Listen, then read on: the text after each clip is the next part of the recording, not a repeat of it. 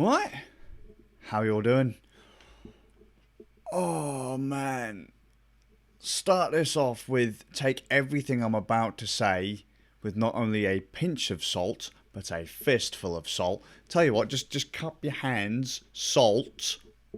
That's how much you're going to need, maybe more. Grab the entire bag if necessary. I want to talk about Loop Hero. And whilst I've played about 4 hours of this little game, I don't really know if I have a clue what's going on. I mean, I'm still trying to figure out why it's so interesting. To be honest, I can give you a few points, but not a huge amount, because everything I'm going to say is going to contradict anything else that I say, because there's so much. In 4 hours, I feel like such a noob. But there's not really a lot going on. Right, so first things the first. The music is amazing in this game. Listen to that. Listen to this music. Hang on.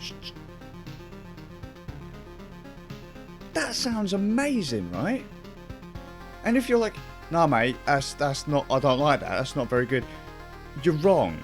You're just wrong. Like, not like eating soup with a fork kind of wrong. That's just weird. Or being a drummer, just wrong. This music's fucking great. Just shut up and listen to the music. I really love the soundtrack in this game. It's like one of the first things, like, wow. And then the intro screen, the title screen. I know it sounds stupid. Look at it. But look in the corner. There's flags. Those flags are cool. Do you know why? Because they kicked me right in the nostalgia. Why did they kick me in the nostalgia? Because it looks like an old, like, super retro game that you'd get if you lived in the PAL region, because, like, the games got released absolutely everywhere and they didn't release multiple versions of it. They were just like, mate, just pick the language you want at the start. And you did that, and the game was in the language that you wanted to play it in. Fantastic! Because what if you don't speak the language of the game by default, and then you have to go through the menus to find the language that you want to play the game in, and you're like, mate, I can't read this, and then you're just but it's all there. And not only that, mate, volume sliders for the music. And why did you ever want to turn that down? You just, like, turn that up, and all the other stuff. They're there on the screen. The options aren't important. The actual option menu is there, but there's nothing in it. It's not worth looking at. But all the good stuff's right there. Story-wise, I don't know. This is where I start to get a bit kind of, It's delivered beautifully. Really, really well with these awesome, pixely, stylized graphics. It really does look fantastic. The art style is brilliant for the story scenes. From what I understand, the entire world, existence as we know it, is being blinked out, erased, and the only thing that you have is a loop. Literally just like a circle. Random, like, just path going around on itself, just over and over and over again. And the only person who remembers anything is you, the loop hero.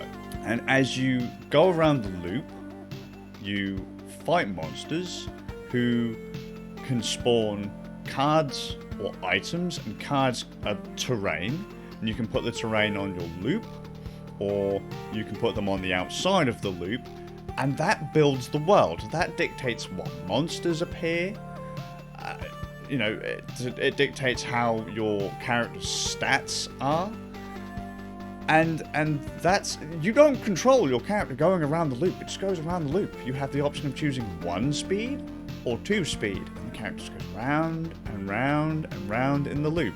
And you fight, you gather resources, as I say, like, items drop, and all you really do, you choose speed, and you pick what items go on the world, where, and what items your character equips, and when. And every time you go through a loop, you can get a little bit of your health back, depending on how you've built the world up. More enemies may spawn in on the daily, so the game has like a timer to dictate how many days you've been going around the loops and that. And that's it.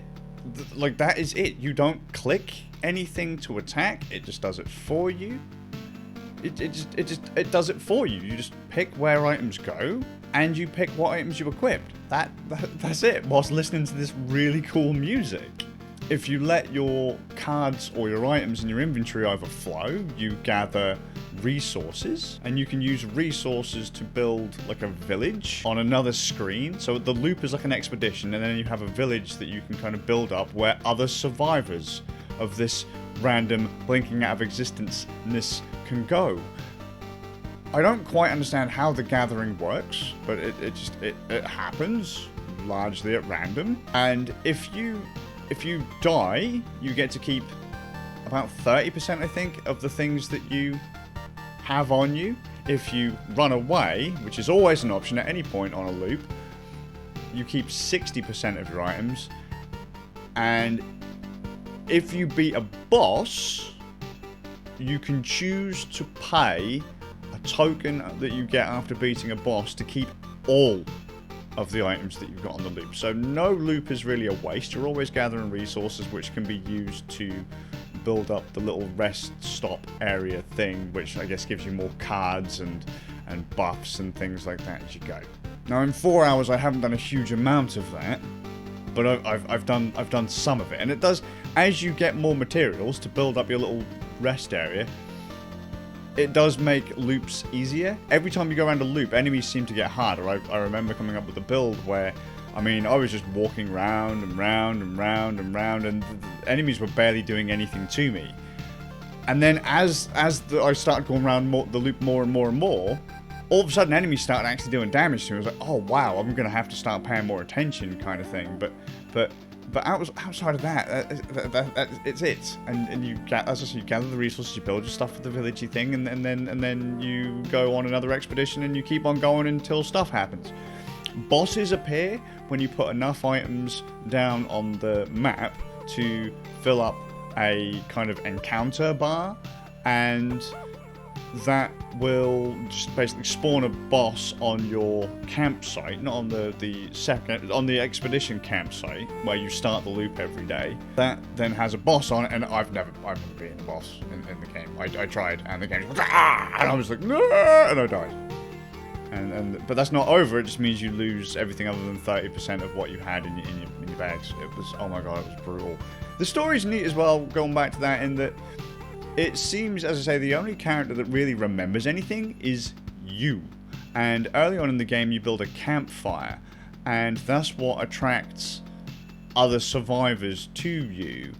And it turns out that, like, other people could do things like what you are. They could see something and be like, oh, I remember that. That's a whatever that is. And then as soon as they stop paying attention to it, it blinks out of existence. They completely forget it exists. And that also happens with people. So you are the only person that brings any kind of constant to the world. And that I just find that interesting. If it weren't for you, these people can't help themselves, but they can help you. You give them stability, and it's just, I don't know, it's neat. And all you're literally doing is just automatically walking around a loop, automatically fighting enemies, automatically picking up items, automatically spawning cards, which you then choose to put on the map. You equipped as you wish, and that's it. That's it. No, I mean, I sat playing it, I think, last night, and I had my loop going just over and over. I was listening to music. I was listening to the game's music. I wasn't interacting with the game at all. I was just sat there listening to the soundtrack. It's that chilled out, but it was I just wanted to keep seeing how my little character would go. You know? It was neat. It's weird. I don't know. I can't exactly say why it's good. It has something. It's got a charm to it that I like, and I think people should play. But yeah, Loop Hero, there's a lot more to it. I'm sure there's a lot more depth than I'm going into. There has to be. But I feel bad enough that I'm overlaying parts of the game that's spoiling bits of the story for you. This story could probably go on for another 40, 50, 60 hours. I don't actually know. In 4 hours, I know absolutely nothing. But what I do know is I want to get back in and play more of it. I think it's really good enough for it. I think it's probably about 15, 20 pounds. It's on Windows, Mac, and Linux. I don't know if it's on any consoles yet. If it does end up on consoles, I think the controls are going to be a bit awkward, but because it really does feel super fluid with just the mouse. You can just play it, just hand on mouse, drag and drop objects and stuff. It's cool, you know. But for that price, I know that a lot of people would look at some of those graphics and go, ugh. But really, there's just something about it that just clicks in the mind. I've spoken to a few other people about it too, and they were like, I have no idea what this game is or what it has, but it's got something, and it just makes you want to play more. It makes you want to unlock more things. It makes you want to find out more about the story. It makes you want to whoop that damn skeleton boss thing because it's a cocky, arrogant cock. I want to play it right now. It will play on pretty much anything. So I would say give it the go. And let me know what you think. As I say, it's not a review. I haven't gone over controls really, other than you use a mouse. I haven't gone over proper item management or anything. It doesn't matter. Give it a go and see what you think. Just this video is just enough to show you what the graphics are like, you know, to give you a taste of the soundtrack, and just give you a kind of a bit of the feels of it. I like it. I didn't think I'd like it. I first looked at it on Steam and was like, eh. And I was like, oh, but there's a Linux version. And it runs on, like, no hardware at all.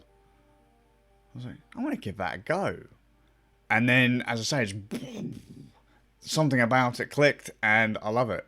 I absolutely love it. I don't even have to touch it. It just hooked me. So, see if it grabs you like it did me. That said, I'm heading off.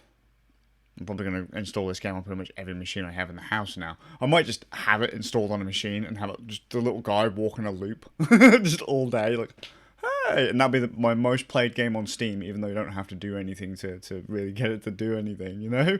You don't have to interact with it to make it fun, it does it. How many other games do that?